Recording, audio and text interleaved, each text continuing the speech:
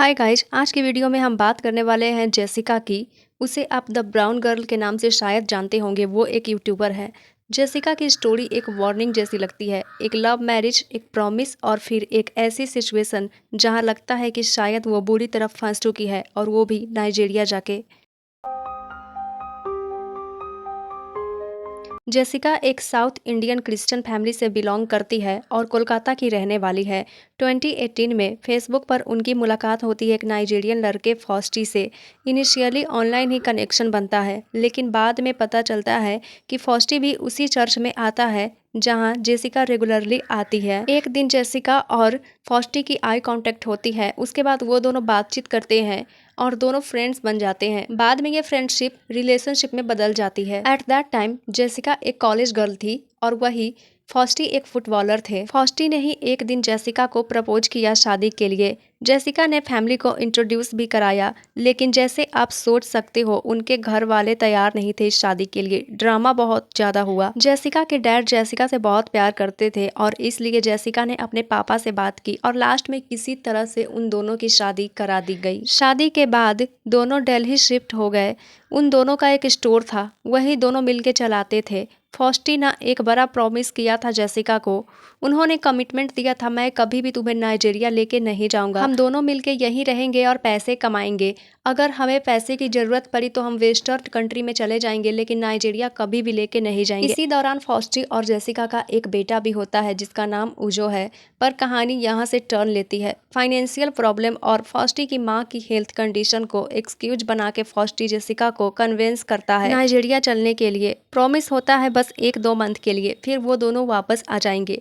लेकिन अब तक जेसिका को नाइजीरिया गए हुए 1 साल से भी ज्यादा हो चुके हैं और उन दोनों को लौटने की कोई अपडेट अभी तक नहीं आई है। नाइजीरिया जाने से पहले जेसिका को फॉस्टी की फैमिली के बारे में कुछ भी पता नहीं होता है, लेकिन जेसिका जब वहां जाती है तो पिक्चर एकदम डार्क हो जाती है। कोलकाता और दिल्ली जैसी मेट्रो सिटीज से निकलकर जेसिका पहुंच गई एक नाइजीरियन विलेज आउटस्कर्ट में, जहां पे ना तो इलेक्ट्रिसिटी होती है, ना प्रॉपर मार्केट, ना हॉस्पिटल, और जॉइंट फैमिली में कम से कम 10-15 लोग होते हैं। जहाँ पे जेसिका को स्टार्टिंग में चूल्हे पे लकड़ी से खाना बनाना पड़ता था। मतलब ये सब जेसिका के लिए एकदम अनएक्सपेक्टेड था। इतने सारे लोग थे फैमिली में और उन सब के लिए जेसिका खाना तो बनाती ही थी, साथ में उन सबको खाना सर्व करना भी जेसिका की ही ड्यूटी थी। सब कोई जेसिका पे डिपेंडेंट हो गए हैं। सोचो, एक लड़की जो छोटी फैमिली में पली बड़ी हो, अब वहाँ जाके जॉइंट फैमिली में एडजस्ट कर रही है, जहाँ लाइफ एकदम बेसिक है।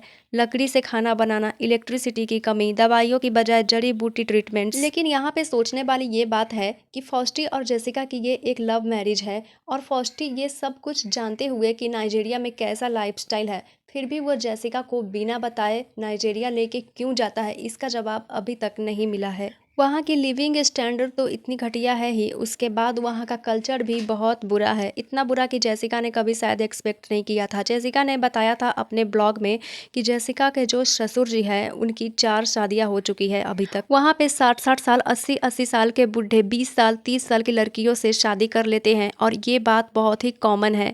इवन जेसिका के फैमिली में भी ये सब कॉमन है। अब सोचने वाली बात है कि ऐसा कल्चर फॉस्टी पर भी इन्फ्लुएंस कर सकता है, और सच बोलो तो ये एक वैलिड कंसर्न है। अब जेसिका यूट्यूब से अच्छा खासा अर्न करने लगी है, फिर भी जब जेसिका की डैड की डेथ हो जाती है कोलकाता में, वो भी यंग एज में, फिर भी जेसिका को लेकर फॉस्टी यहाँ नहीं आते हैं। और करेंटली जेसिका को तो और भी बहुत कुछ फेस करना पड़ रहा है। लाइक वो 9 मंथ की प्रेग्नेंट है और उसे इंडियन फास्ट फूड की काफी ज्यादा क्रेविंग होती है। और जेसिका अपने ब्लॉग में बताती है कि फास्ट फूड तो दूर, इंडिया का कोई भी फूड उस एरिया में नहीं मिलता है और जैसे तैसे वो मैगी और पास्ता खा के गुजारा करती है। जस्ट इमेजिन कि मैगी और पास्ता खा के इंसान कब तक सरवाइव कर सकता है, और ऐसे सिचुएशन में जब वो 9 मंथ की प्रेग्नेंट है, मैगी और पास्ता उस बच्चे के लिए कितना अनहेल्दी है। नाइजीरिया के सब एरियाज ऐसे नहीं होते। बहुत इंडियन फैमिलीज वहाँ कंफर्टेबली रहती है, लेकिन फॉस्टी की फैमिली एक ऐसे रूरल एरिया में रहती है जहाँ सर्वाइवल ही स्ट्रगल है। और यहाँ एक और पॉइंट आता है, जेसिका अब यूट्यूब से काफी अच्छा अर्न करने लगी है।